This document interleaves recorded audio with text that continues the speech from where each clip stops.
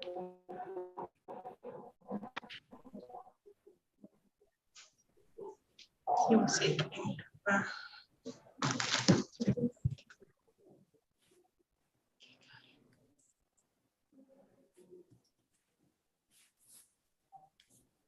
Della di kampus atau di rumah ini?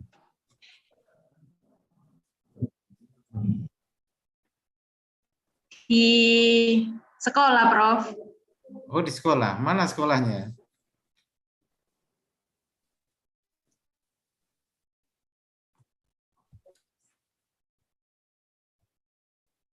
Di seminar yang lalu sampai ya, internetnya kurang bagus. Ini ya, udah bagus ini ya. Ini kebetulan anak-anak sedang PTS, Prof.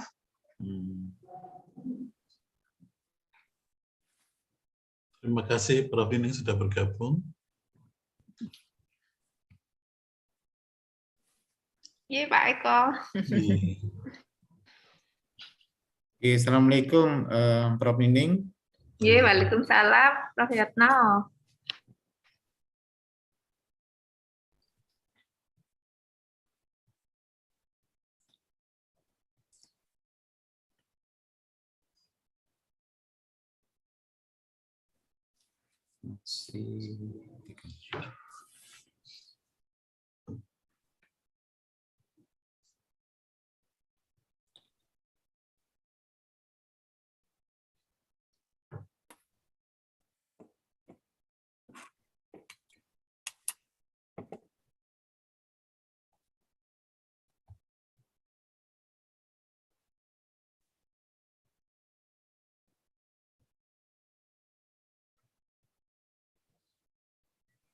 Mohon izin Prof Nining kalau virtual background-nya diperkenankan untuk di... Ya, saya kan belum dikasih Pak Eko.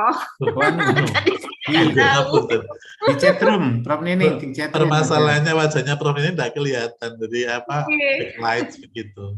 Di chatroom, Prof. Di chatroom. Di chat ada.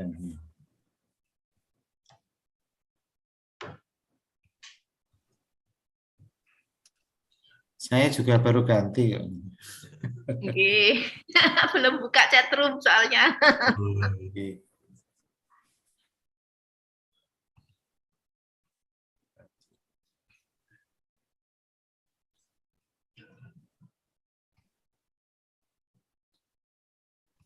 Pak Julianto sehat?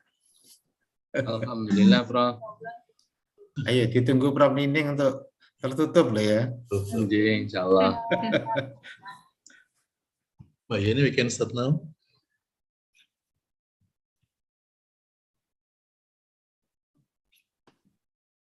Sudah, Pak? Iya, sampai atau ini apa? Menunggu jumlahnya? Nggak apa-apa, dimulai aja atau gimana? Iya, mulai aja.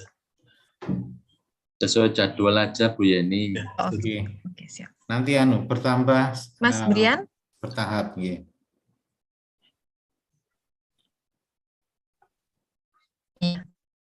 Mas Brian sudah siap ya Mas Brian?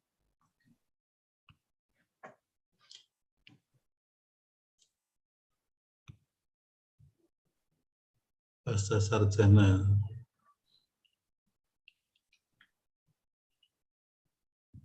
Oh sudah, insya Allah sudah. Ini ada bahasa sarjana Unesa. Bentar, oke.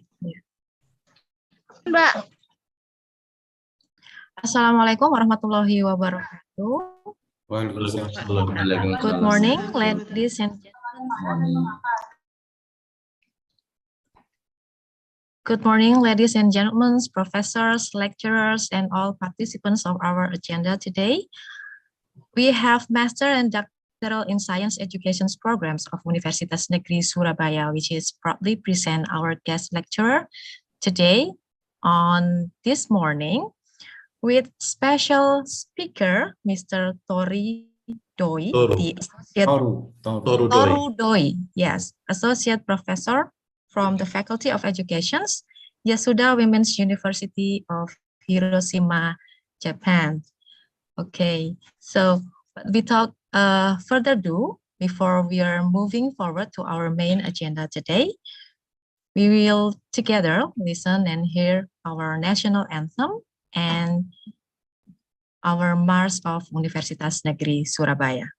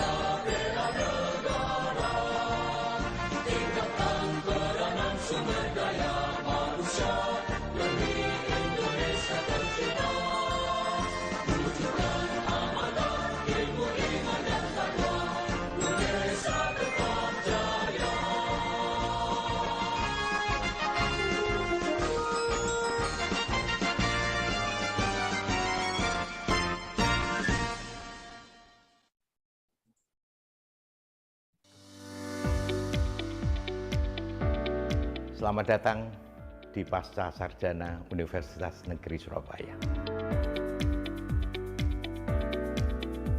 Sudah lebih dari 40 tahun Pasca Sarjana Unesa ini berdiri, dan kami terus berkomitmen untuk meningkatkan kualitas dalam rangka mewujudkan cita-cita untuk meningkatkan pendidikan yang inovatif, yang berbasis pada keilmuan, dengan tidak meninggalkan sistem tata kelola yang kredibel, transparan, akuntabel, dan bertanggung jawab.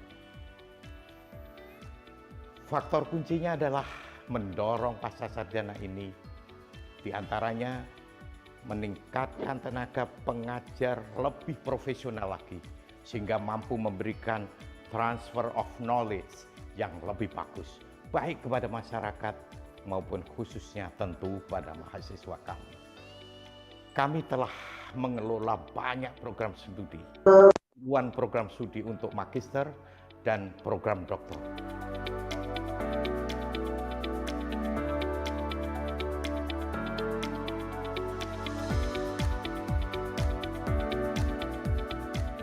kami terus akan mengikuti perkembangan zaman, mengikuti, mendengarkan apa yang dibutuhkan oleh masyarakat saat ini. Sehingga kami terus berusaha untuk membuka program studi baru di pasca sarjana ini. Seiring dengan perkembangan teknologi dan informasi serta kebutuhan masyarakat saat ini yang semakin cepat dan semakin beragam, pasca sarjana Unesa terus berkomitmen untuk beradaptasi, mengimplementasikan pembelajaran antara dosen dengan mahasiswa yang mengikuti model-model yang saat ini sedang berkembang. Di kelas ini saya termasuk yang tuanya karena teman-teman satu kelas saya itu sebagian besar masih muda, tapi saya terbawa semangat mereka. Walaupun online, ternyata sangat aktif dan interaktif sekali, baik itu antara mahasiswa dengan dosen, antara mahasiswa dengan mahasiswa, dan setiap kegiatan itu menimbulkan rasa ingin tahu dan sangat menantang. Menurut saya seperti itu, dan saya merasa walaupun berat ya, tapi kok seru sekali, menarik sekali. Makanya saya excited sekali bisa kuliah di S2 Unesa ini.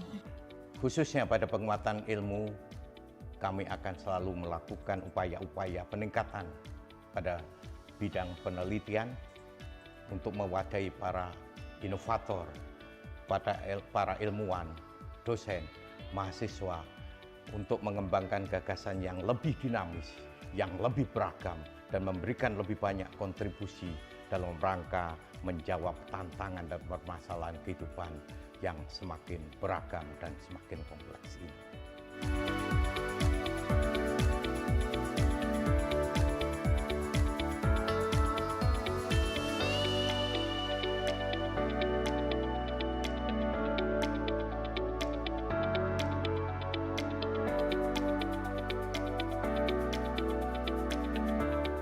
Pasca sarjana terbuka untuk melebarkan sayap bekerja sama dengan berbagai pihak, berbagai instansi terkait untuk penguatan kualitas keilmuan, kualitas sumber daya manusia di berbagai jaringan. Untuk mendukung proses perkuliahan yang lebih berkualitas, kami berkomitmen untuk meningkatkan dan menambah kuantitas fasilitas untuk pendidikan, khususnya dalam rangka mengoptimalkan produktivitas dan proses pembelajaran.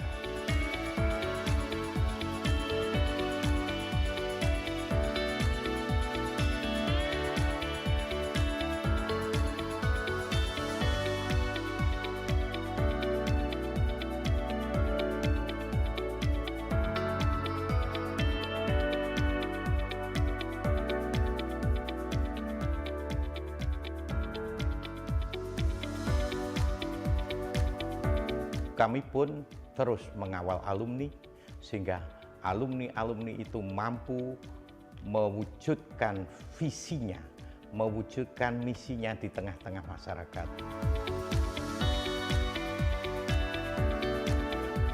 Bukan hanya kita menambah gelar, tapi menambah ilmu pengetahuan. Walaupun kita bukan dosen, ya, lanjut jenjang atau melanjutkan pendidikan itu juga sesuatu hal yang wajib ya, karena sifatnya adalah menuntut ilmu ya, itu wajib bagi kita semua. Jadi setelah saya lulus S.Pd ya, saya merasakan manfaat yang luar biasa. Dulunya dalam mengajar saya pribadi tidak paham ya, rupanya ada ilmu atau teknologi pembelajaran ya, bagaimana transfer knowledge, kemudian bagaimana menyusun dari menyiapkan rencana pembelajaran, sampai nantinya bagaimana transfer knowledge, bagaimana evaluasinya.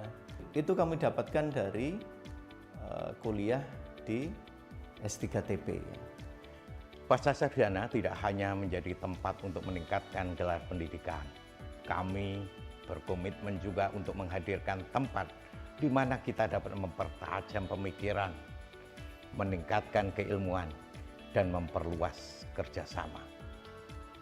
Tempat-tempat ini kita bisa belajar dan bertukar pengalaman bertukar pikiran dari berbagai perspektif yang lebih beragam dengan semangat Unesa satu langkah di depan untuk Indonesia maju, Indonesia bertumbuh.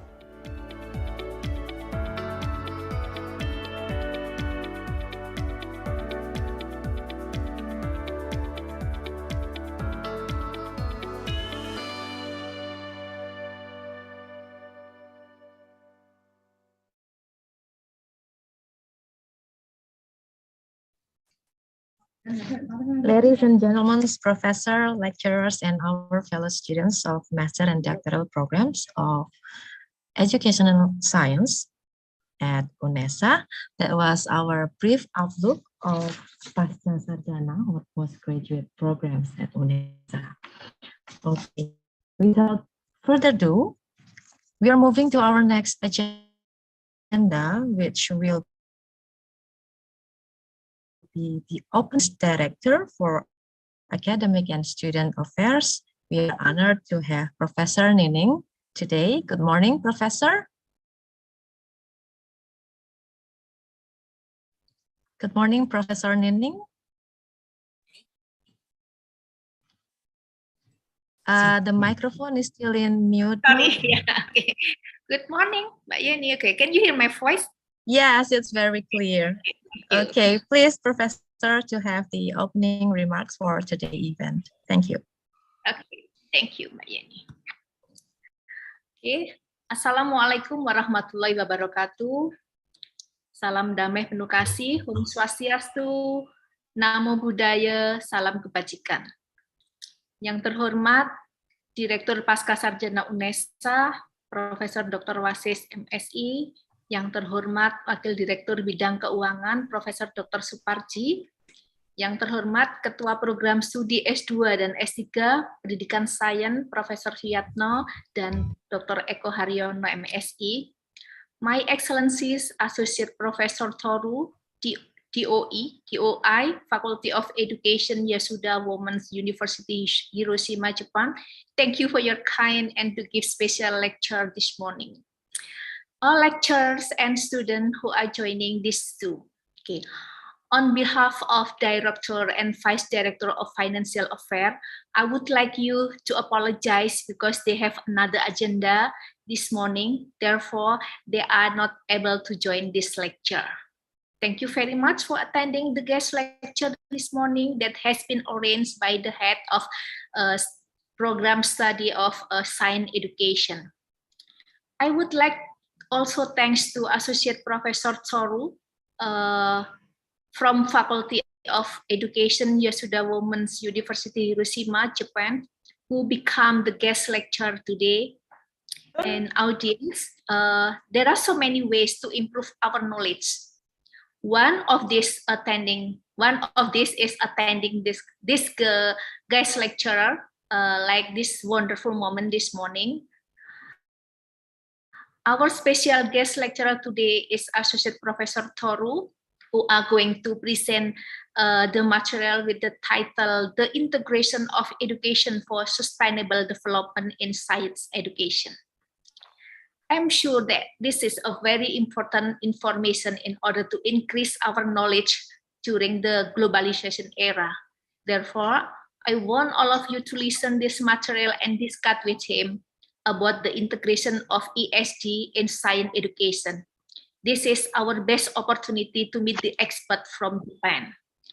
I hope that this program can be continued with other programs such as a research collaboration or publication collaboration between University of Hiroshima and Universitas Negeri Surabaya.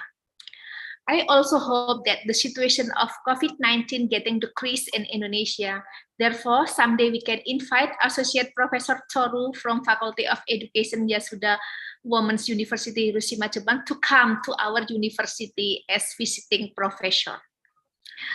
On behalf of a postgraduate director, I declare that the guest lecturer with special guest Associate Professor Toru from Faculty of Education Yasuda Women's University, Hiroshima, Japan, with title The Integration of Education and for Sustainable Development in science education is open. Thank you very much and enjoy the presentation today. Wassalamualaikum warahmatullahi wabarakatuh. Waalaikumsalam warahmatullahi wabarakatuh. Thank you, Professor Neneng, for the welcome and opening remarks for our today's agenda. As mentioned previously by our beloved professor, that the topic of our guest lecture today is the integrations of education for sustainable development, or ESD, in science education. Now, without further ado, we are moving to the main agenda. Excuse me. Membuka sebentar ya, saya tak ke sana nggih. Sebentar nggih, saya tak izin ke Pak Pak 10 menit saya izin sebentar. Bentar, saya tak izin dulu nggih. Nggih, setelah opening speech saya baru ke sana nggih. Excuse me, Professor Neneng. Sorry, Mbak Yeni. Sorry, my rector call me to come to the rectorate for another events. Yeah, that's Yes. why Pak Eko and Prof Suyatno, I'm so sorry. I have to leave this Zoom because I have to go to the rectorate building. Our rector have a meeting today. I'm so sorry. He just called me. I don't have any. Actually, I don't have any schedule with him, but I'm so sorry, Professor Toru and Pak Eko and others.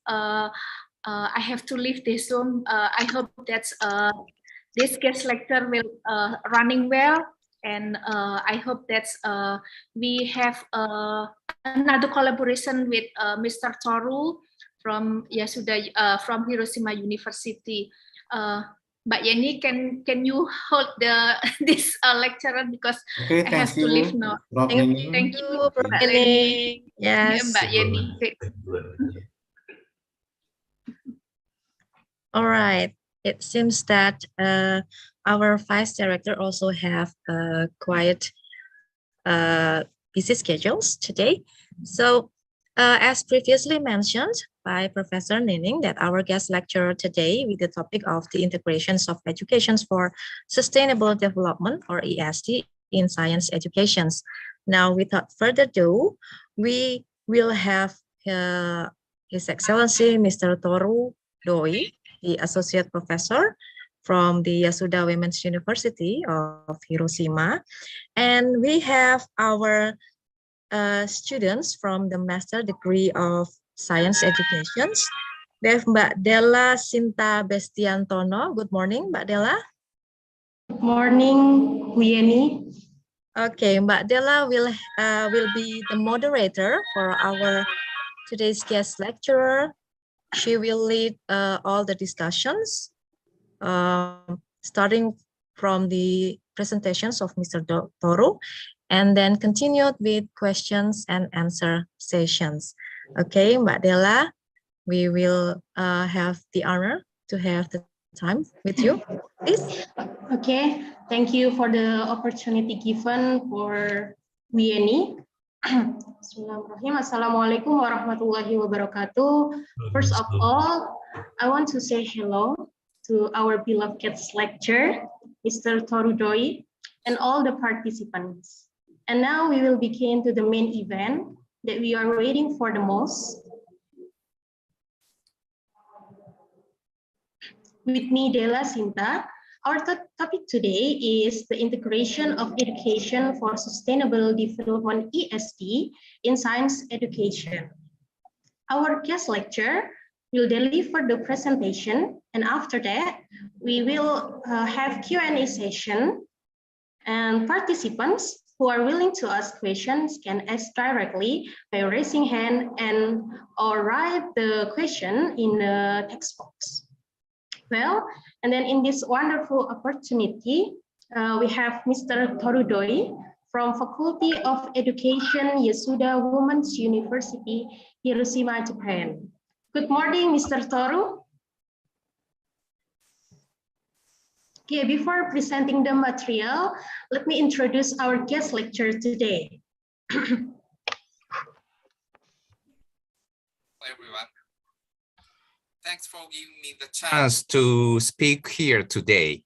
Yeah, my name, as the moderator introduced, my name is Toru DOI. Yeah, and an associate professor at Yasuda Women's University, Faculty of Education, Hiroshima, Japan. And I'd like to deliver my lecture using the screen sharing function from now. Is it okay? Yeah, sure, Mister. Okay.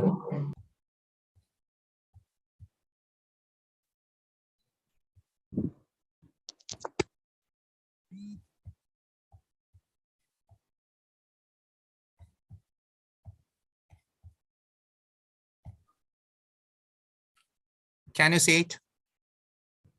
Yeah, it's clear, Yes. Mister. It's okay. Okay.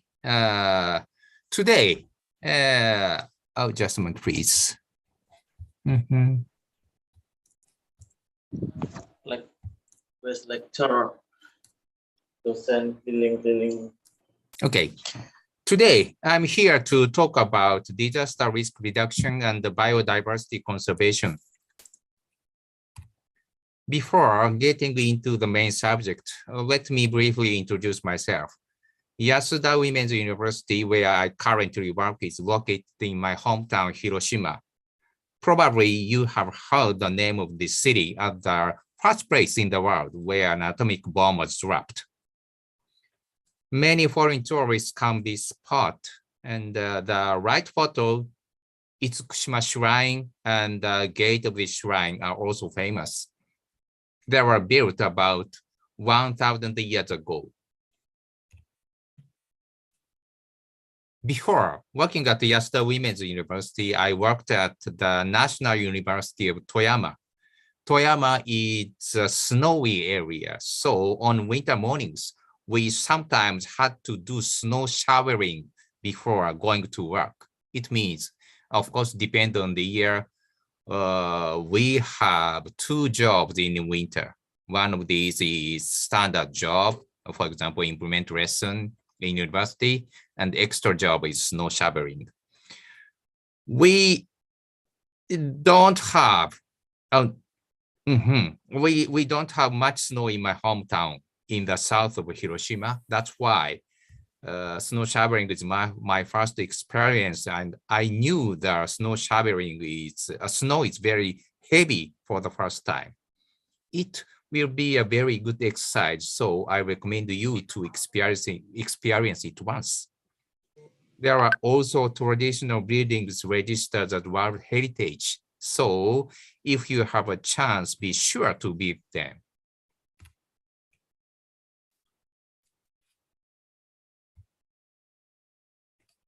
First of all, let me talk about disaster risk reduction. Japan is located in the subduction zone. There are 4 plates near Japan: the Pacific Ocean, the Philippine Sea, Eurasia, and North America, each subducting into the Tsushima Trench, Japan Trench, Ogasawara Trench, Nankai Trough, Suruga Trough, Sagami Trough, and the eastern margin of the Sea of Japan. As you know, various geological events occur in the subduction zone. Even if only the large-scale ones in recent years are picked up, the earthquakes include the 1995 Great Hanshin Awaji earthquake. The number of victims was 6,434. The 2011 Great East Japan earthquake, the number of victims was 18,425. And the 2016 Kumamoto earthquake, 2018 Hokkaido Eastern Iburi earthquake, and Northern Osaka earthquake, etc. About tsunami, many residents died in the tsunami with a maximum of 17 meters during the 1993 Hokkaido Nansei Oki earthquake, and a maximum of 40 meters during the 2011 Great East Japan earthquake. In addition, volcanic eruptions include Mount Unzen, which has been erupting for about 4.5 years since 1991. Mount Shimoedake in 2011, and a tourist spot where climbers were sacrificed in 2014, Mount Ontake. I have no time to enumerate. Mount Aso and Sakurajima in the Kyushu region are constantly erupting.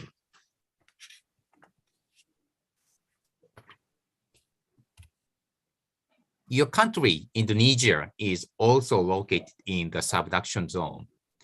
I hear that there are many earthquakes and volcanic eruptions as in Japan, and there are also many natural disasters such as floods, typhoons, hurricanes, and landslides. In Japan, which is the path of typhoons, many typhoons, floods, and landslides have occurred, and the number of typhoons has increased dramatically in recent years. I think one of the reasons I was invited to the guest lecture this time is the similarities between your country and my country. From the next slide, I will introduce Japan's disaster risk reduction measures. I hope you will use it as a reference when thinking about disaster risk reduction in your country. Now, let's get back to Japan. As I mentioned earlier, natural disasters occur frequently in Japan. The upper left photo is the pyroclastic flow that occurred at Unzen in 1991. The lower left is the tsunami at the 2011 Great East Japan earthquake. The upper right is the one at the 1995 Great Hanshin Awaji earthquake highway. And flooding and landslide happened in my hometown in recent years.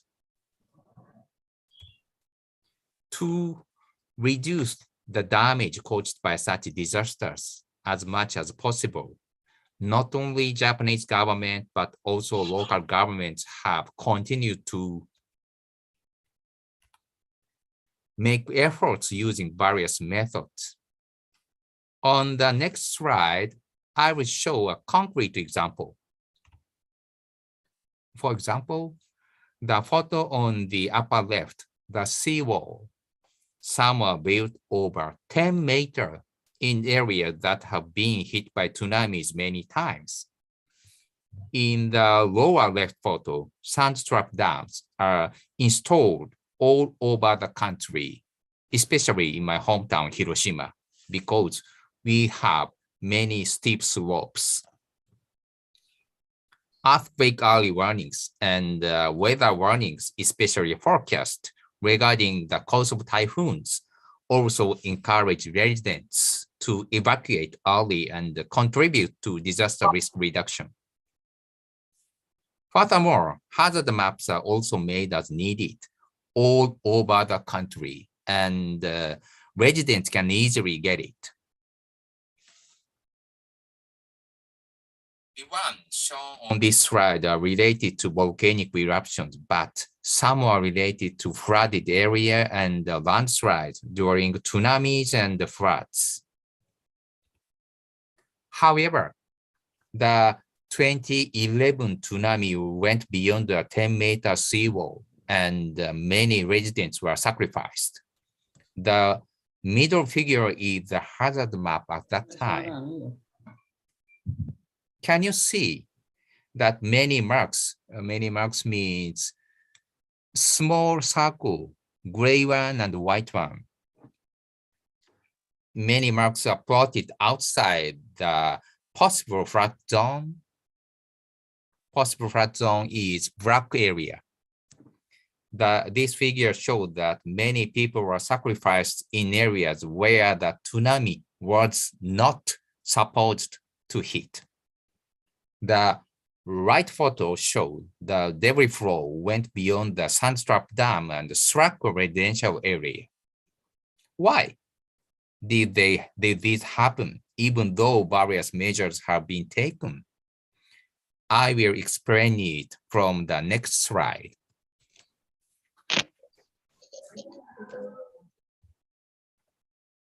One of the reasons is that residents trust too much in disaster risk reduction by the governments.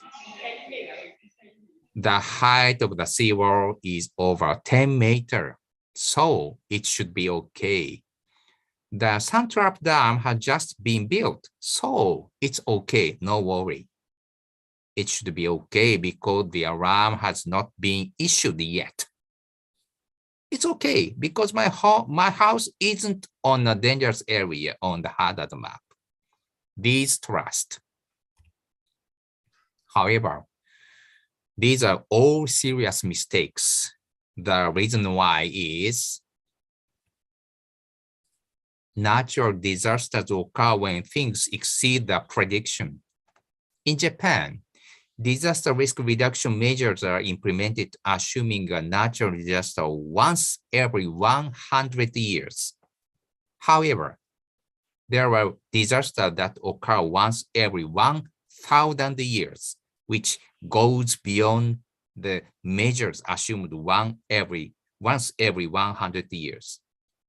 If it's a tsunami, it will cross the seawall. And if it's a Sandtrap Dam, debris flow will come over it. That is what we call nature. However, the citizens have too much trust in the well-developed public health. There is a pitfall here. So, what should we do? That is, the first is to understand that natural disasters occur when things go beyond predictions. Our assumptions about natural disasters are at best during only our lifetime. Even those who have lived a little longer will be about 50, 60, or 70 years old. Not many people have experienced a natural disaster 100 years ago. But the stone monuments tell us that in Japan, there are stone monuments everywhere in Japan that clearly record the natural disasters around 100 years ago and call attention to the people living in the area. It's easy to imagine that people were hurt by the loss of their families and their homes due to natural disasters. And they needed a lot of time and money to recover. Building a stone monument in such a situation has a strong message that we really want to convey this information to the people who live here in posterity. Value the messages. We must value the messages from these ancestors. This is the first thing we should do, I think. The second is to understand that disaster risk reduction implemented by the governments are not perfect. Hazard maps don't always protect us. Seawalls don't always protect us too. This is because these are made and built assuming a natural disaster once in 100 years. Phenomenon beyond prediction can naturally occur, of course.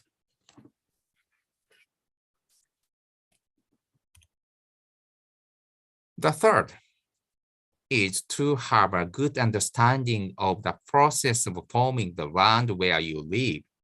If you live in a mineral-rich place, it's a gift from a volcano. If there is an active volcano near your house, it must be assumed that damage from volcanic eruptions, such as pyroclastic flows and volcanic ash, can naturally occur. While volcanoes bring a wealth of benefits, on the other hand, they can sometimes cause great damage. If you live in an alluvial farm, It's a land formed by repeated debris flow. Therefore, it's quite possible that debris flow will occur in the future. In a delta, like my hometown in the south of Hiroshima, it's a land created by river sediments, so it's no wonder that flood and liquefactions occur at any time. And in countries such as Indonesia and Japan, which are located in the subduction,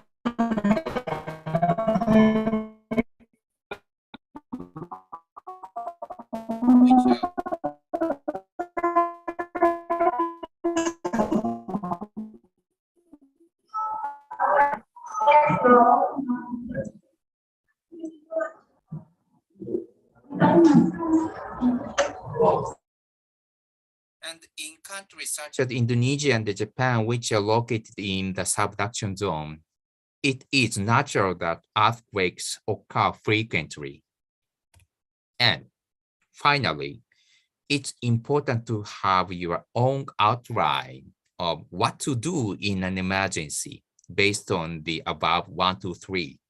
For example, if you live in a place that has been hit by tsunami many times in the past, it's an emergency outline such as if a tsunami warning is issued, let's escape here by this route. Toshitaka Katada, a well-known Japanese disaster risk reduction researcher, summarizes these evacuation principles into 3. First, don't be a slave to assumption. Don't be a slave to assumption. Second, do your best in the situation. Do your best in the situation. Third, be a leader in evacuation. You must become the first person who escaped from the danger. Mr. Katada continued to convey the children these principles during 8 years before 2011. In cooperation with the teachers of the local school that have been repeatedly affected by the tsunami. As a result, it has been reported that during the 2011 tsunami, children who acted based on these principles saved not only their own lives, but also the lives of the elderly people living nearby. It is a principle that has been confirmed to be effective in Japan, so it's a good idea to remember it, I think. Then there are 2 other important things to keep in your mind. The first is that we have a normalcy bias. What is normalcy bias? It is the characteristics of a person who ignores or underestimates information that is inconvenient to him. For example, the difference in expectations and anxieties about traffic accidents and lottery tickets. The odds of dying in a car accident are higher than winning the first prize in the lottery. Nonetheless, only few people think they will be hit by a car on their way home from work. However, in the first prize of the lottery, which has a lower probability than that, many people line up at the popular sales floor in the hope that they will win. This is a normal sight in Japan. This is an example of normalcy bias. I think I may hit, and I think I won't hit at my own convenience. This is the normalcy bias. Do you have any experiences about this? The second is that self-help and mutual help will decrease as public help increases, like this. In Japan, before public help was enriched, it was common for neighbors to pile up sandbags to prevent flooding when the river was flooded by heavy rain. In addition, it was usual for someone to come into contact with the neighborhood if someone noticed a strange odor that would signal the occurrence of debris flow. However, such regional on-time information sharing was lost after huge embankments and sand trap dams were built, and warnings and alerts could be informed via television, the internet, and town broadcasts. Keeping these things in our mind, we should be aware of the follows. First, as long as we live in Japan or in Indonesia, we are always at risk of natural disasters. In other words, we are not just victims yet, but we have a possibility of future victims. Considering not only natural disasters, but also man-made disasters such as traffic accidents and crimes, there is no safe place in the world. Roughly imagine the disaster that can occur around us and imagine how we will move in case of emergency, and be aware that we have a normalcy bias. These are indispensable for achieving disaster risk reduction. That's all about disaster risk reduction. Now, let's start talking about the second topic, biodiversity conservation. Do you know what is biodiversity? Why should we conserve biodiversity? First of all, I'll talk about these two. There are three stages in biodiversity: genetic diversity, species diversity, and ecosystem diversity. Ada yang sudah bisa? First, I will talk about genetic diversity. Genetic diversity refers to the presence of genetic mutations within a population of the same species. In this slide, the left side is a genetically diverse population with variations in wing patterns and the colors. And the right side is a genetically uniform population with no genetic variation. The reason why genetic diversity is important and must be protected can be easily understood by looking at this figure. Please suppose that the two groups have undergone the exact same environmental change of the invasion of a new natural enemy that eats butterflies. The invasion of a new natural enemy that eats butterflies.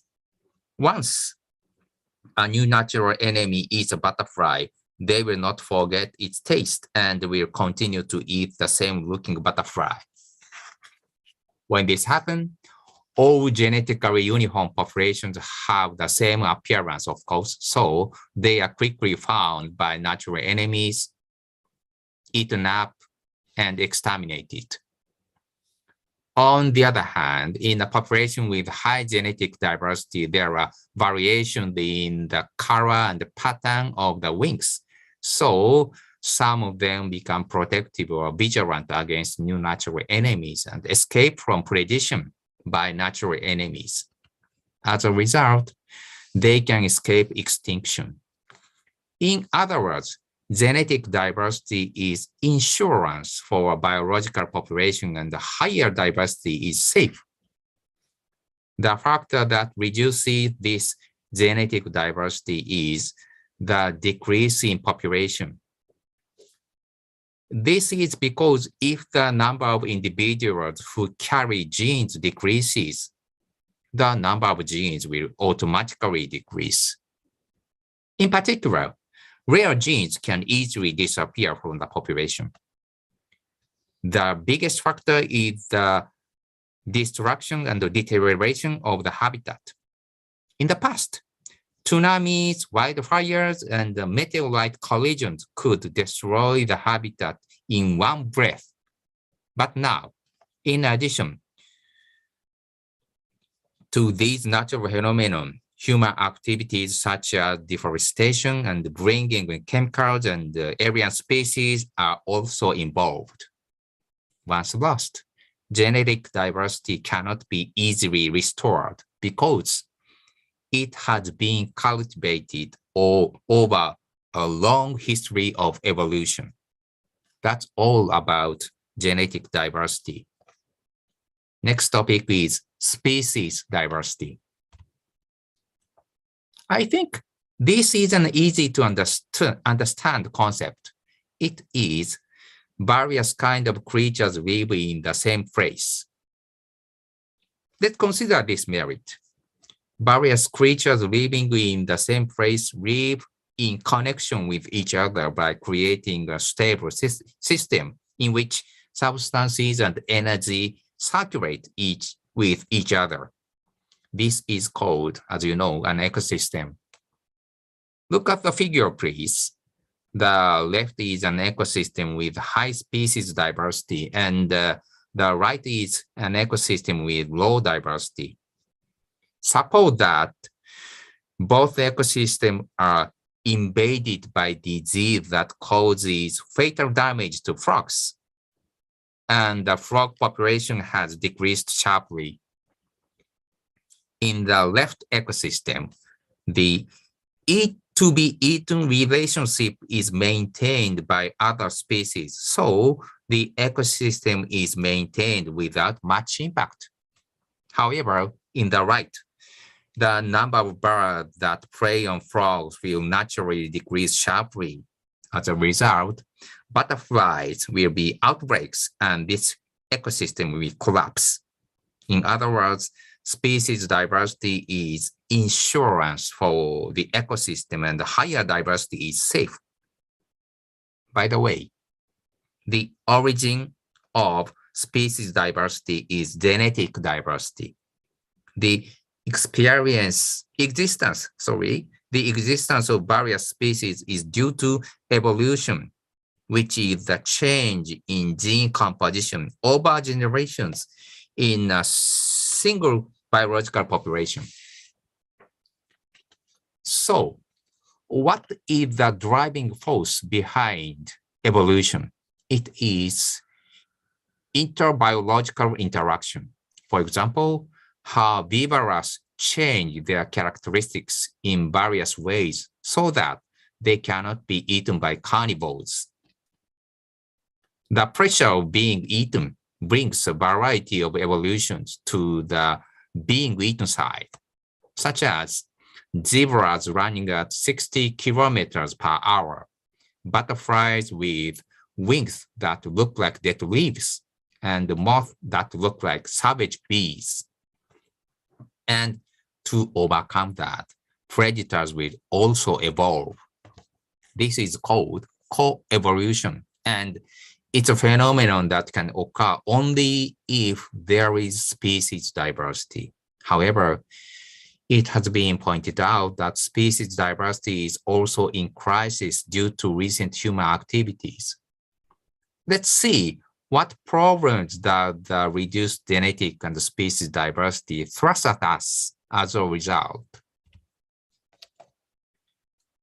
I have already talked about genetic diversity has a great impact on species diversity and that species diversity brings stability to ecosystems. So, what does ecosystem diversity affect? Let's try thinking about this. As shown in this slide, ecosystems are also diverse and they are not completely independent. They maintain themselves while taking advantage of each other. For example, dead trees in the forest are washed away by river water as organic matter, decomposed by insects and fungi. In rivers, Crabs and aquatic insects eat this organic matter and grow, and the organic matter becomes smaller and descends the river. These crabs and aquatic insects are eaten by fish and waterfowl and support the river ecosystem. The small organic matter that had flowed to the sea is eaten by shellfish and worms, and the shellfish and the worms become food resources for waterfowl and fish. Some fish growing up in the marine ecosystem, like salmon, go up the river to lay their eggs. Some are eaten by bears on the middle of the way, and the carcasses after spawning are broken down into nutrients for forest and river ecosystems.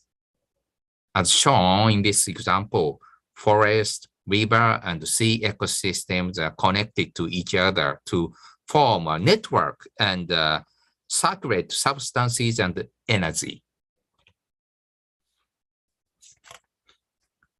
This is the same on a global scale. This network provides a stable supply of air, water, food, etc., necessary for all living things, of course, including humans, to live. What supports each ecosystem is the various creatures that exist there, that is, species diversity, and it is genetic diversity that supports each species. Now, the supply from these ecosystems is summarized in the concept of ecosystem services. It is classified into 4 categories: supply services such as water and food, regulation services such as air conditioning and pollination, habitat provision services, and cultural services where the diversity of landscapes is a place for recreation and tourism.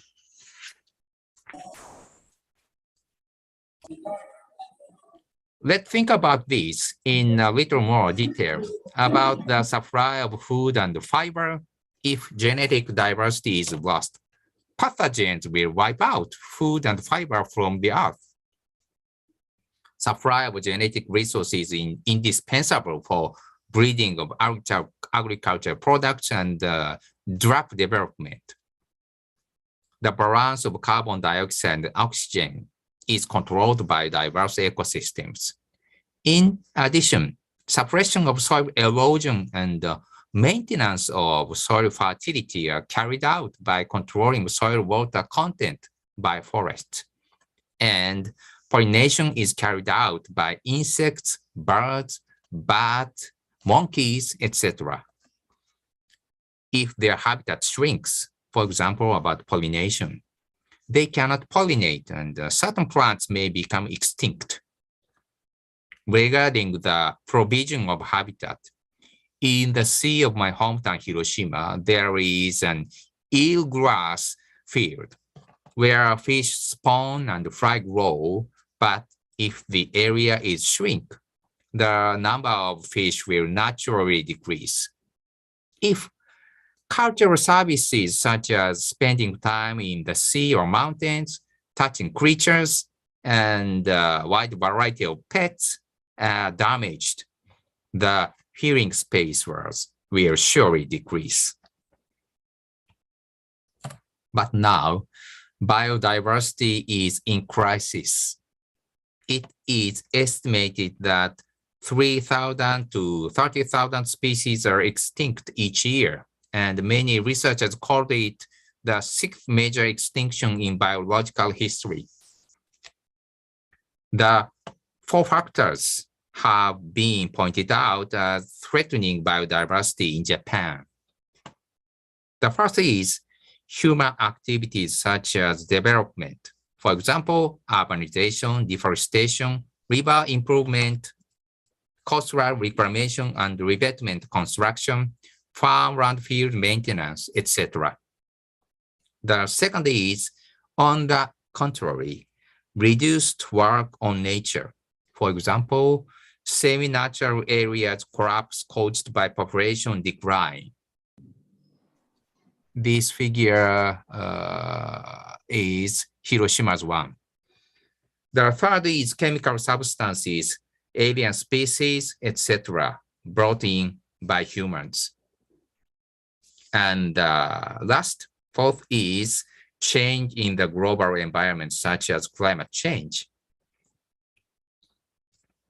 Biodiversity crisis means ecosystem service crisis, such as supply of oxygen, water, food, etc. And that is all living things on Earth, including humans, are in crisis.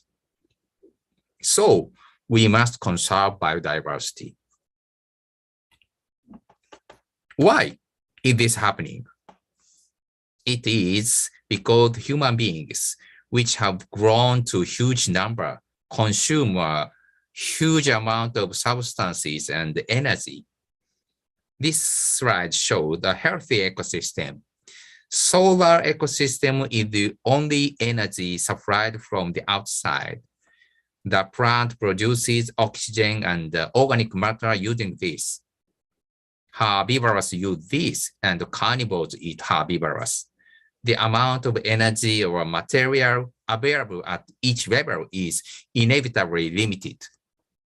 The higher position can use the less. This is called the ecosystem pyramid.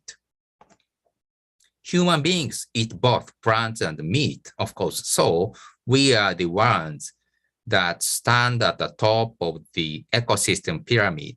Therefore, the number of humans that the original ecosystem can support is extremely limited.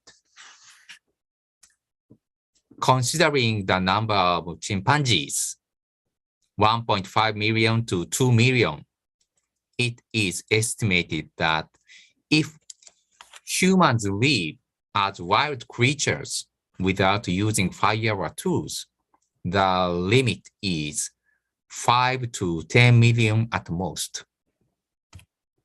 However, the total human population of the Earth today exceeds 7.7 billion in the 2021 survey. This is 770 times the upper limit. Humans began to move away from the healthy ecosystem when we began to dig up and burn fossil fuels after the Industrial Revolution. As you know, fossil fuels are fixed carbon dioxide underground. As a result, humans who have acquired dramatic, disruptive, and mobile abilities have become the strongest tyrant all over the creatures in the biological history. And to support the explosive population, we are accelerating overfishing, expanding agricultural areas, and using chemicals to increase yields. Along with that, we continue to discharge harmful waste which did not exist in nature in old days. And now, these human activities result in worsening the habitat of creatures, leading to a decrease in biodiversity, and at the same time, promoting global warming. Based on these things, Dr. Goka, a very, very famous researcher of conservation ecology in Japan, says as follows in his book. This phrase, the important point is that human beings are unnecessary or harmful to biodiversity, but biodiversity is indispensable to human beings. That's exactly right. Now, as I mentioned earlier, one factor that is endangering biodiversity is alien species. From now on, I'll change the topic and introduce the lesson plan that I and my collaborators have developed for elementary school students in Japan. I hope it will be useful information when you think about alien species in the future. Now, let's take a 3 or 4 minutes break before moving on the next topic. Is it okay? I'm a little thirsty. Okay, sir. Okay. We have for about 3 minutes to have a coffee break. Yeah. The starting time is 12:05. Is it okay? Yeah, 12:05. Okay. Yeah. Okay. Thank you. Yeah, you're welcome, sir. Mm-hmm. Maybe when we're waiting for it, I want to give some information to the participants. The certificates will be distributed following by the committee.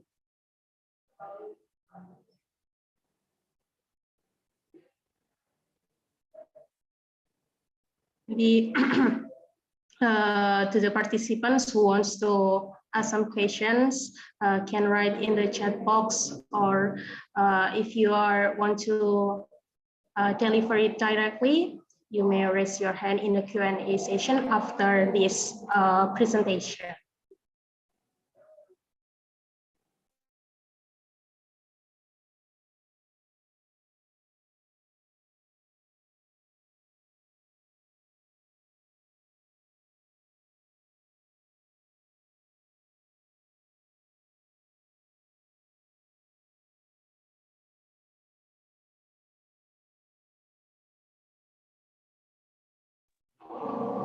While enjoying our coffee break, maybe the participant who wants to take some water or want to go to the toilet, you may go.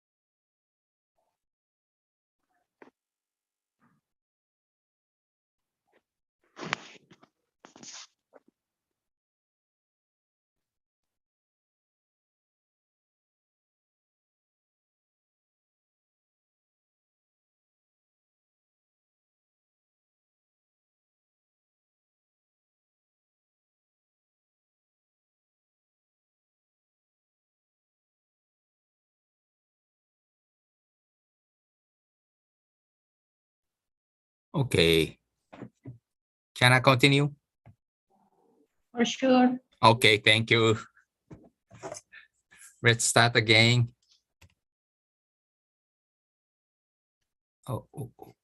Just a moment, please.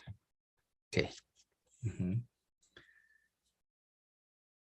Alien species are animals and plants that have been carried from original habitat to elsewhere, abroad and domestic by humans. Some cases were intentionally, and other cases were unintentionally, accidentally. What kind of alien species do you think of? Please write some. I'll wait 20 seconds.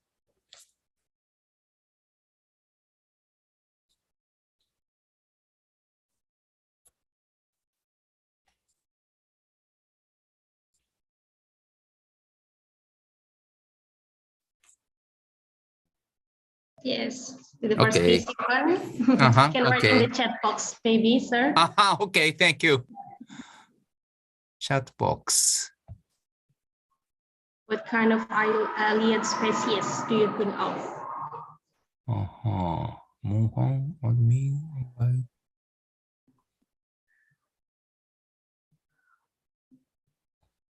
Okay, I'll continue. Mhm.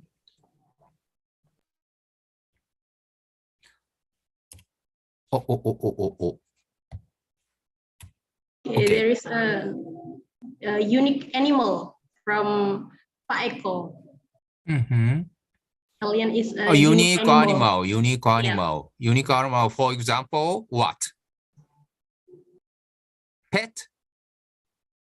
Mutation animal. Okay. Just a moment, please. Okay, like monster. Okay. Thank you.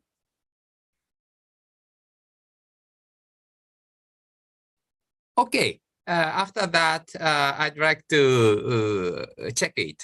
Thank you. Let's continue. Which one is alien species?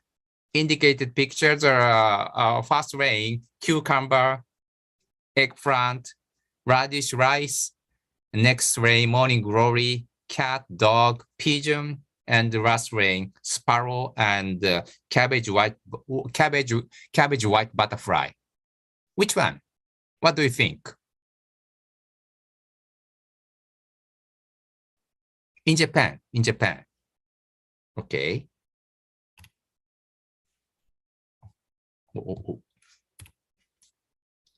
The fact is all of them.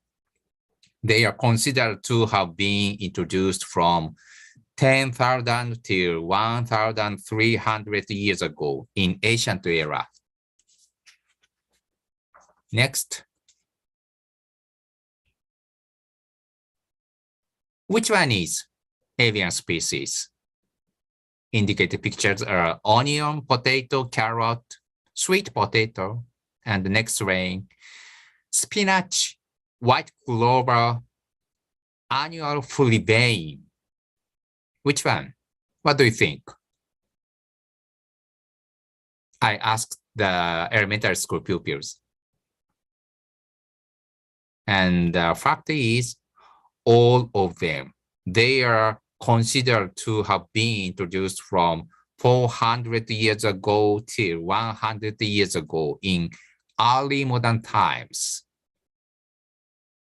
in Edo era in Japan. Last, which one is alien species? What do you think? Indicate pictures are Chinese cabbage, strawberry, green pepper, cabbage, king oyster, peelbags, and 3-band garden shellac. I asked pupils.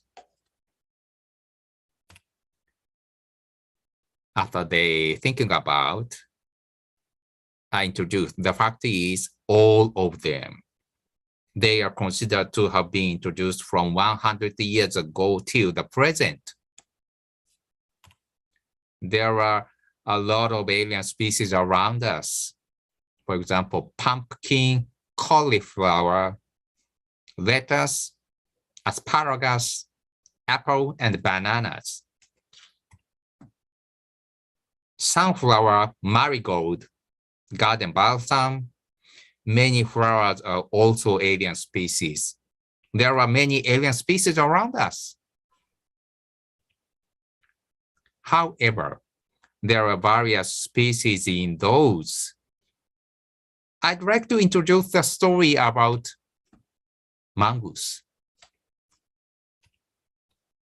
Do you know Okinawa Islands?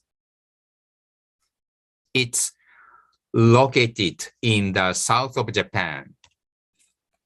In Okinawa, a lot of venomous snakes inhabit, even now.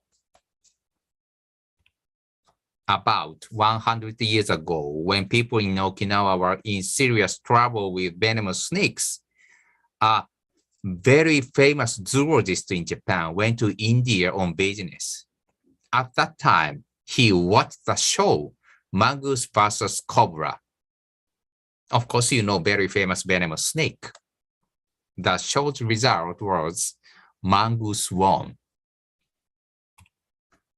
This result inspired him. He thought, oh, we should bring mongoose to Okinawa to exterminate venomous snakes. When he came back to Japan, he suggested Japanese government, we must bring mongoose. Japanese government replied, of course, it's a very good idea. Then in 1910, 17 mongooses were introduced to Okinawa. The first number is 17, only 17. Not in cage, of course, released outdoors. The people in Okinawa were delighted very well. They said, the saver has arrived. Please do your best. We have high hopes for you. Thank you very much. Keep up, continue. When I implemented this lecture, I asked pupils to think about think about the future. Can you expect the future? What will happen? First step, individual reflection, 3 minutes. And next, second step, group discussion with neighbors, 7 minutes. And the last, third step, a class-wide sharing of ideas. Every group spend 5 minutes. The factors. Mongoose didn't prey on venomous snakes. They preyed on other animals which inhabit only in Okinawa. Very valuable species. For example, bird cannot fly. Rabbit makes sounds. Lizard acts slowly.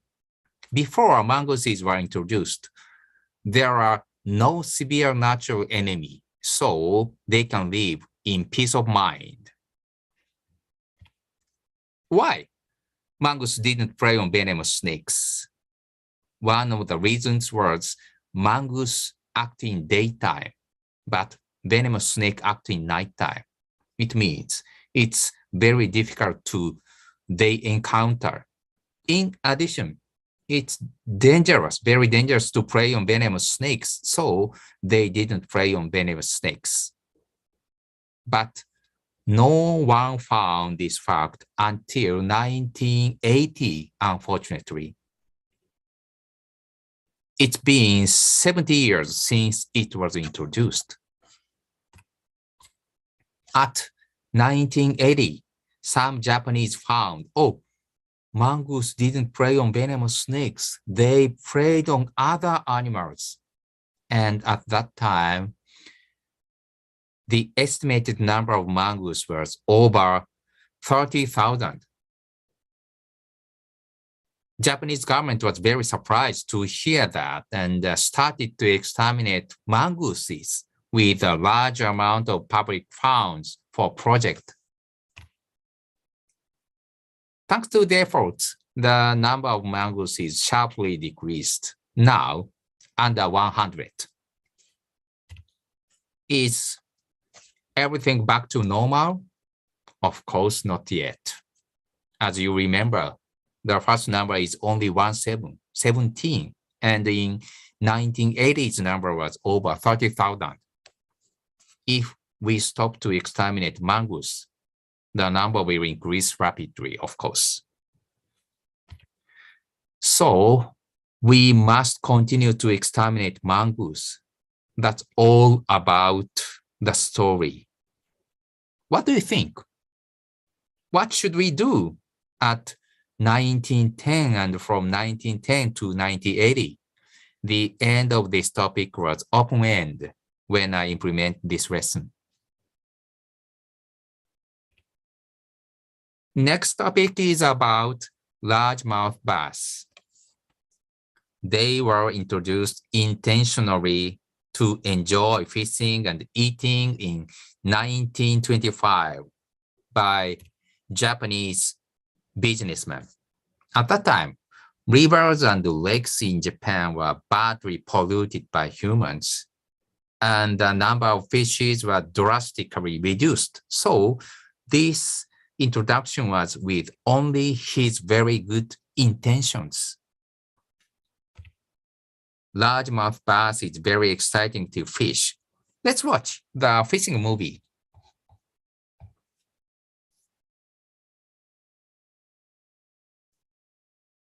The body length is over 60 centimeters maybe. It's an angler's dream to catch such a big fish. It's very popular.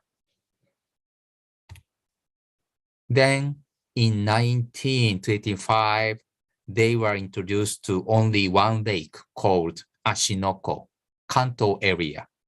However, since the 1970s, its habitat has rapidly begun to spread throughout the country.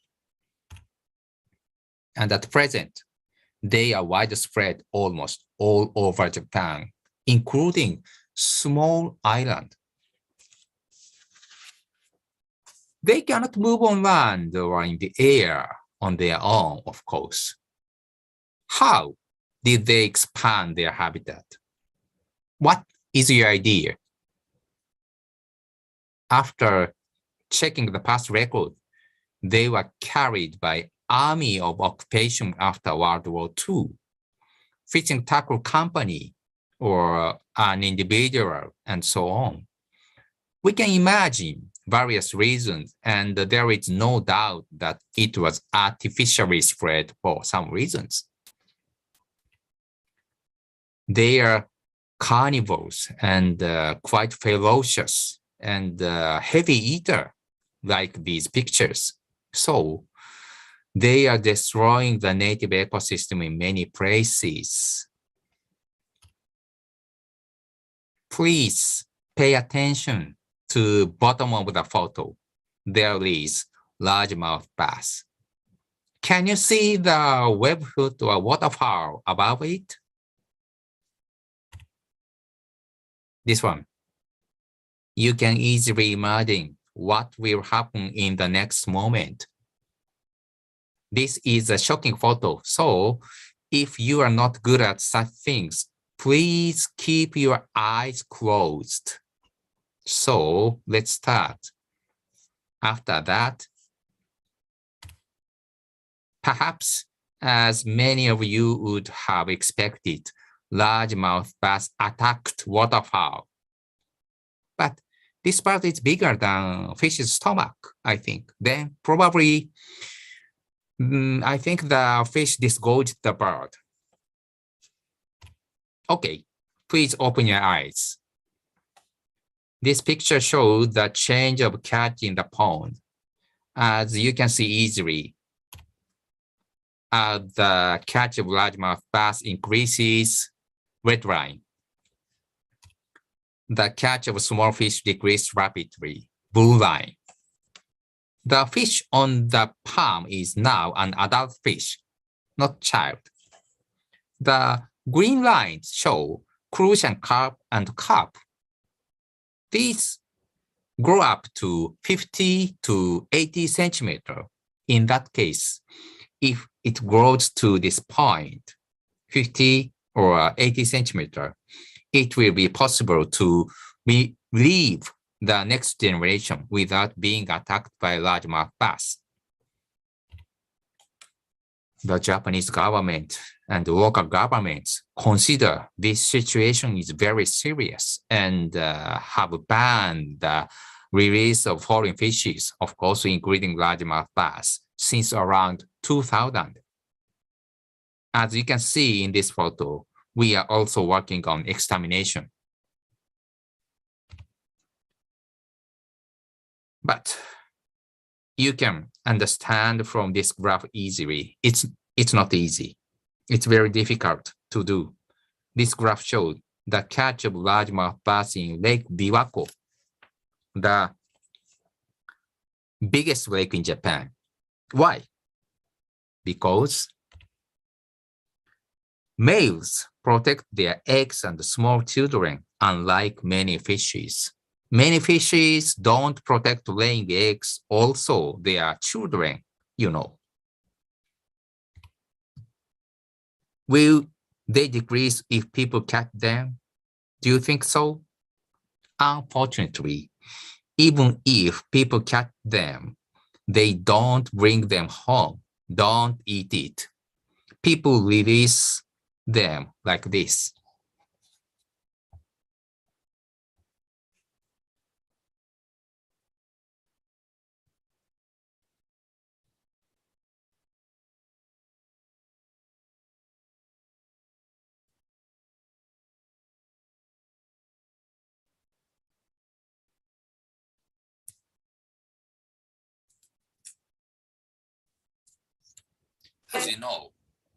As you know, Japan is surrounded by the sea, so we can get many delicious fishes from sea.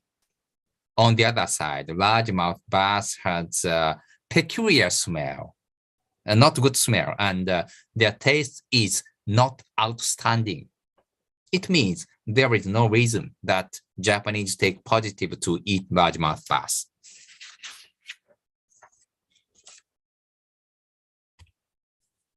In addition, there are no natural enemy in Japan. On the other hand, in United States original habitat, some natural enemy inhabit. For example, otter and alligator. It is the reason largemouth bass is not a problem at the original habitat. By the way, do you think it's a good idea to introduce otter and alligator to Japan? I asked the pupils. Of course, it's not a good idea. We should remember the story about mongoose. That's all about the story of largemouth bass. In Japan, there are many creatures which were introduced intentionally to help or heal people. But unfortunately, after introduction, some of them became problematic. Onion, rice, radish, green pepper, cabbage, cattle were also introduced intentionally from foreign countries. However, they didn't become problematic. What is the difference between invasive creatures and not problematic creatures? Please think about this. I will take a moment. I asked pupils. What is the idea?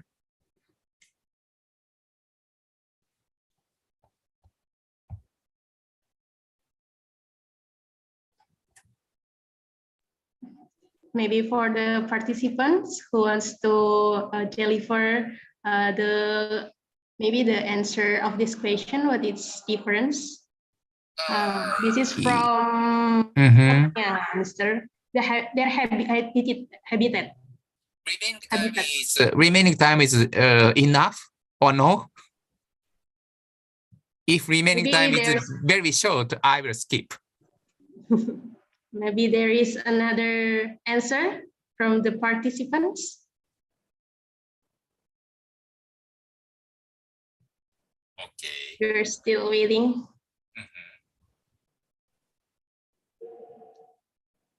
We will wait. Can I wait? Yes, sir. Okay. Let's continue. Okay.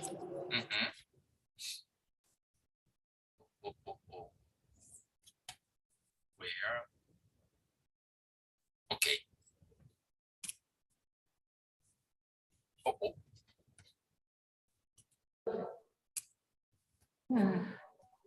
There is another answer. Okay. What is the decisive difference between the two? It is whether or not it is under human control. If creatures from foreign countries are under human control, they will not become problematic. However, when human control is lost, they become problematic, even though they are just alive. If I add a little, some creatures have been introduced from Japan to overseas. For example, Japanese knotweed, kuzubine, white-spotted beetle, Japanese beetle, raccoon dog, wakame seaweed, swallowtail butterfly, and so on. Some of them were introduced intentionally as useful creatures, and others were introduced unintentionally. This is exactly the same as Japan. Nowadays, people and things are moving at high speed and in large quantities every day. Therefore, it can safely be said that the same things are happening all over the world, of course, including your country.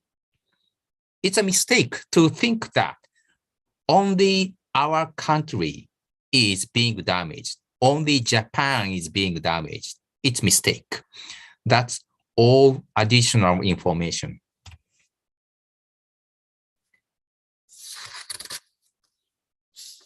That is all about the lesson plan that we have developed. These examples I introduced in the slides suggest us that we must be very careful, extremely cautious, especially in the future, when considering the introduction of foreign species.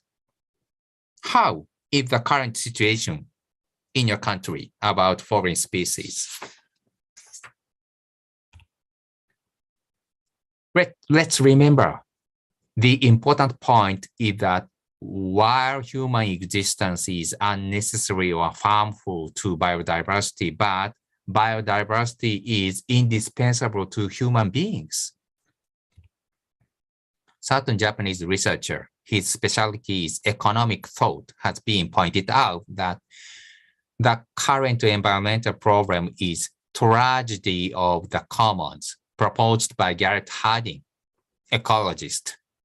Like, if other people do what they want, of course, I'll do it too, no problem. This is the awareness in this situation. He also said, the problem cannot be solved just by restraining our desire. Environmental problems will not be solved as long as capitalism is continued. He means Japanese researcher, economic thought. Under capitalism, these can happen as follows. For example, overfishing tuna. Even if we restrain to catch many, other countries will do it because they live in the international waters. About water pollution, other countries are also discharging. Garbage disposal. I hope to process as cheap and far as possible. The act of throwing cigarette butts out of the car is based on same sense. Funeral facility. I hope it's located as far as possible. There is a phrase, not in my backyard. NIMBY. NIMBY is short for not in my backyard. Carbon dioxide, colorless and transparent garbage continue to be abundant in the common land atmosphere. He is emitting more than me. Unless he is convert first, I will not change my life. There are based on, I think it doesn't matter what happens to others if I'm safe, comfortable. These problems cannot be solved only by personal restraining desire. In a society with different types, personal sensible behavior often ends up in vain. It's the essence of environmental problems. It's a very complicated and difficult problem, but we cannot neglect it. If we do it, we neglect it, we will be in serious big trouble for future. As I mentioned, even now, 3,000 to 30,000 species are extinct in a year. Sixth great extinction in biological history has already arisen.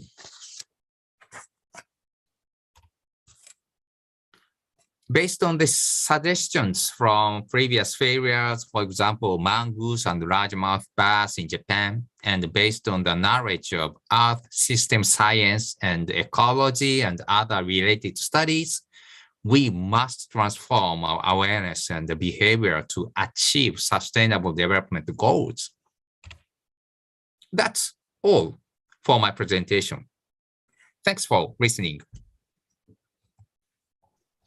Well, wow, it's wonderful, Mr. Well, thank you very much for Mr. Toru for the great presentation about the ESD in education. And now we move to the next agenda. Our next agenda is question and answer session. We have for about 15 minutes for this agenda. And now I will give to the participants who wants to ask to Mr. Toru directly. You may raising hand and or maybe you may write your question in the chat box. Is there any question? I'm waiting. Yeah. That's very interesting topic.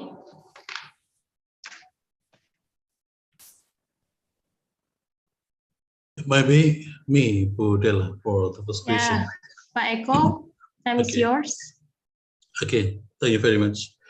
Thank you very much, and say your presentation is very fruitful for us. Okay, but I have one question for you, especially about how to manage your people to face disaster on your country. Actually, we know that Indonesia and Japan have similar backgrounds, especially about geological backgrounds, but Japan's always safe to face all kind of disaster. Maybe you can share with me what can you do or what can your government do so your people can save with all disasters. Thank you very much. I cannot hear clear your question. Could you type? Okay, it's okay. I try to type for you. Thank you.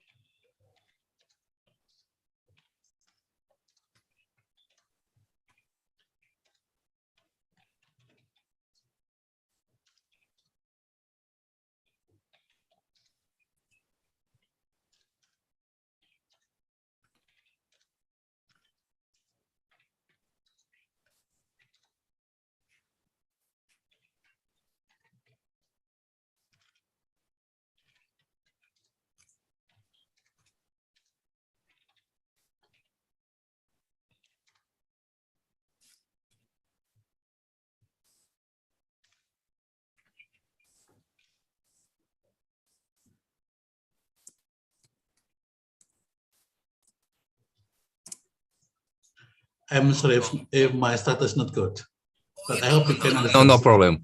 What my government do to manage my country's people so they have good resilience to face disaster. Resilience. Yeah, one of the I think not enough. Especially 2011, Japan is big earthquake. Not enough. Not restored. Not rebuilt in their area because of.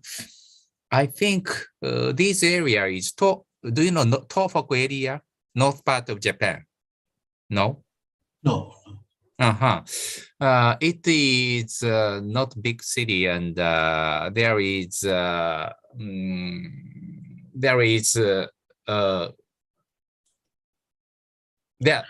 know about Okayama. Okayama is IC. Okay.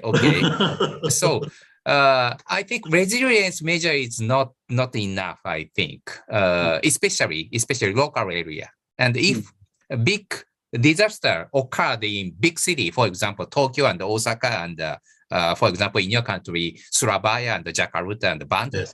Yes. Yeah. Government implement rapidly to resilience to people. Okay. But how can I say, especially daily life, for example, food and electricity and water and so on. Yeah, it's very high speed. Our government implement serve, but others, for example, or restore the industry or how can I say social basement.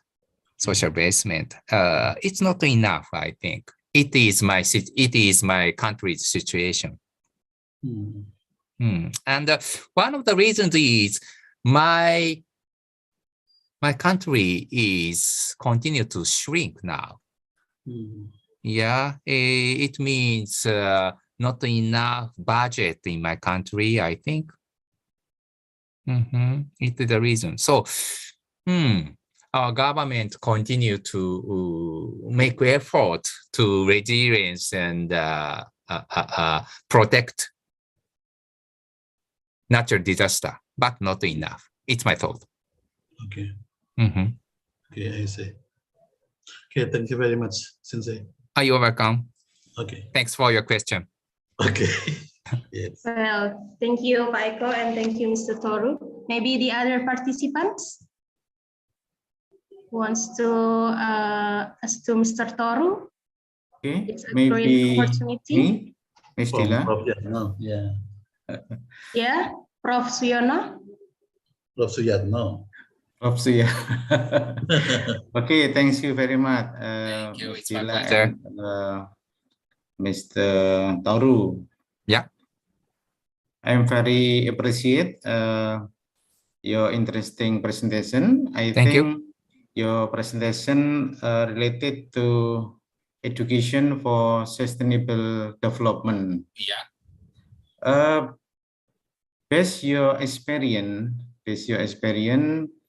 would you like to inform me about how to integrate the ESD in science education curriculum, Mr. Toru? Okay. Thank you. Okay. Do you know SSI? SSI means socio-scientific issues. Yes. Yeah. It is one of good idea, I think. But unfortunately, in my country, almost all school, of course, elementary, junior high, high schools, do not implement this type of science study. I think almost all school in my country, of course, in your country, implement social scientific issues problem. Yeah, including conserve biodiversity and disaster risk prevention.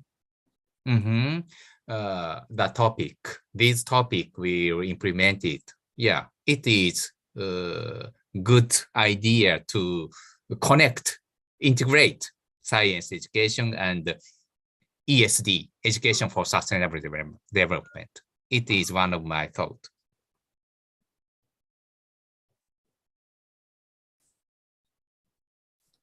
Okay, thank you, Mr. Toru. You're welcome. Thank you. And I think this is the last question from Rofiatul Alia. Rofiatul Alia, time is yours. This one? Mm-hmm. Thank you for the opportunity. How do you do, Mr. Tana? I have dream I can study in Japan one day. Yeah, hopefully. And I have two questions. Okay. One question, how can I get opportunity like a scholarship in there? And then one more question. Is ESD a spirited subject major in Japan? As a teacher, how we can relate to phenomena that occur, because generally in here, it is still rare to connect it between material topic with an environment like a tsunami, like that.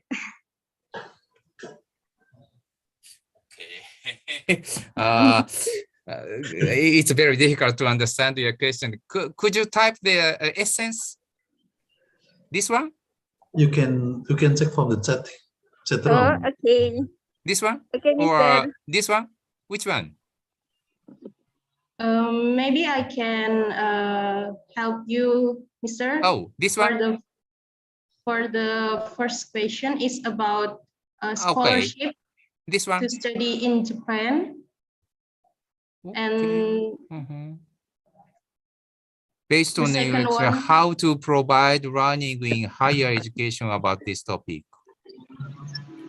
Oh. Yeah, this is from the other participant, Mr.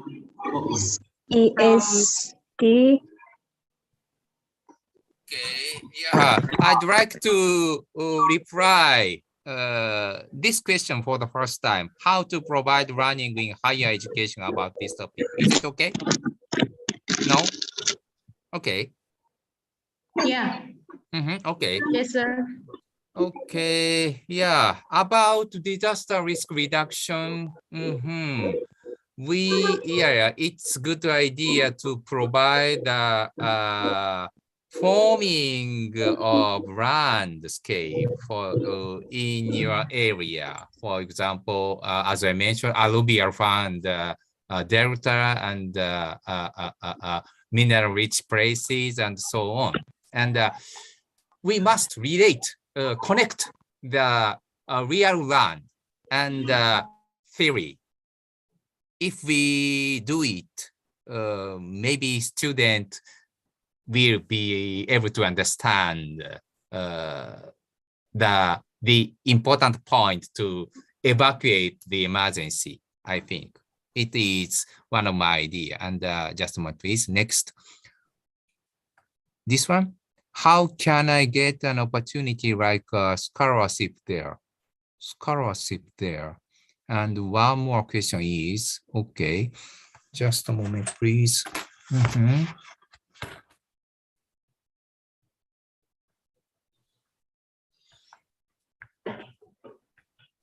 Okay. First question about scholarship. I'm sorry, I don't know the detail. And the next question, and one more question is, ESD are separate subject matter in Japan? No, not separate. Include all subjects, but Japanese teacher is very busy, so it's not enough to implement ESD essence in many, almost all subjects, I think. It is a real situation. As teachers, how can we relate to the phenomenon they occur? Unfortunately, no, because especially elementary student teacher, they must implement all subjects, mathematics, Japanese language, of course, science, and physical training, and so on. Yeah, so it's very difficult to understand and get knowledge about these. And last, because generally here, it's still rare to connect material topics with an like tsunami. Sorry, because okay, I understand. Yeah, of course, but as I mentioned, my country, of course, your country have many, unfortunately, many natural disaster, unfortunately. So in my case, in Hiroshima, we have a lot of landslide and flood. So we will not, probably we will not experience tsunami because our land don't face ocean. So, but we will of course, we will experience landslide and flood. So it is the topic about disaster risk reduction, education. That's all my thought. Is it okay? Maybe not enough. Enough, Mr. Thank you. You're welcome. Thank you very much, Mr. Actually, we have a lot of questions in the chat box, but so sorry, Okay. we run out of time. This one from Science Education Department undergraduate program. Okay. My question. Okay, Yeah. what kind of the most popular teaching method in Japanese? Okay. It is PBL problem based. Yeah. PBL.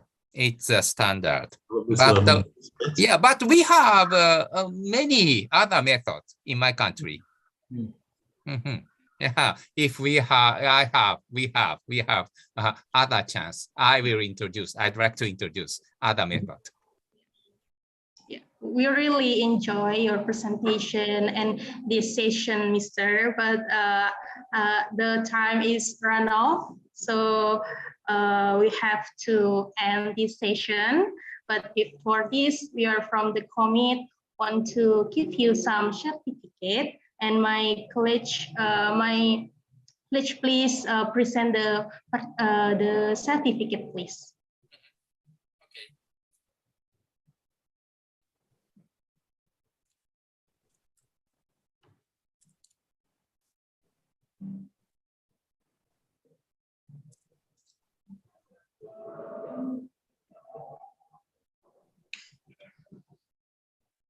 Yeah, this is Thank you very much. Yeah, you're welcome, Mr. And before we end this session, there is some closing speech from Pak Eko. To Pak Eko, time is yours. Okay, thank you, Della. Ladies and gentlemen, especially for Toru Sensei, I say thank you very much because you gave good information for us about your incredible topics. Yeah, I think this become good concept for growth education for sustainable development in Universitas Negeri Surabaya. And I hope this is not the last collaborations between you and me, or between Universitas Negeri Surabaya and Yasuda Women's University. And I hope for next time we can create many collaborations. And I hope you always you have time more for me. And for the last say, I say arigatou gozaimasu, and hope you always give good support for us in Indonesia. Thank you very much. Thank you very much. Arigatou gozaimashita.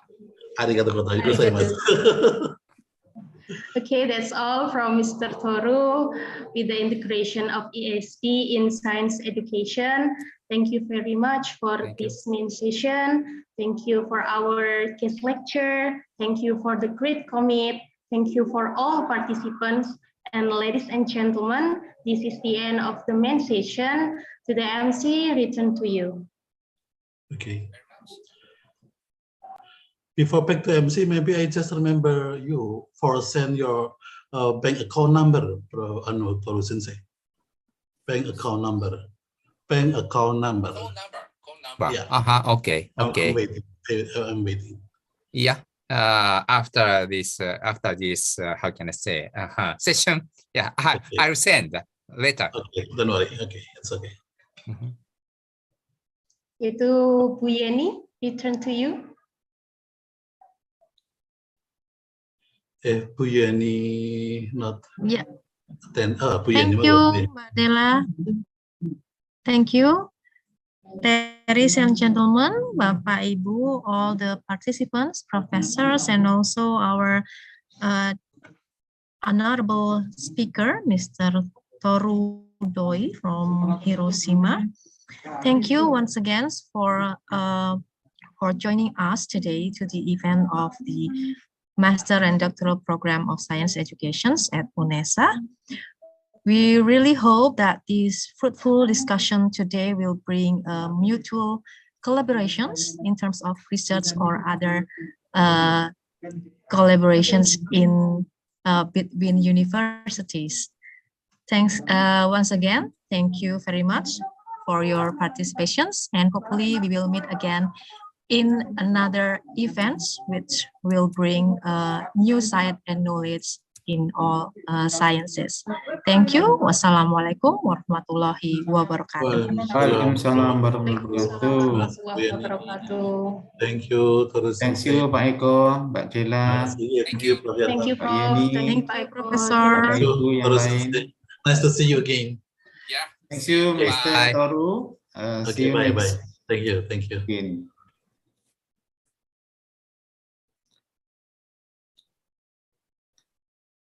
Pak Eko tidak ada presensi? Sudah langsung Prof, langsung mendaftar itu. Jadi, gitu ya. Iya, sama Iya, terima kasih. Thank you. Mohon izin live dulu Pak Eko ya. Izin live Pak Eko, nggih, matur nuwun. Sehat semua. Terima kasih juga Mbak Della. Siapa tuh yang berikutnya? Terima kasih. Bu Della, terima kasih. Pak Hasan. Terima kasih Pak Eko. Terima kasih semuanya. Ya. Assalamualaikum warahmatullahi wabarakatuh. Kami dulu. Waalaikumsalam warahmatullahi wabarakatuh. Bu Woro, terima kasih Bu Woro. Bu Cahyani, semuanya terima kasih.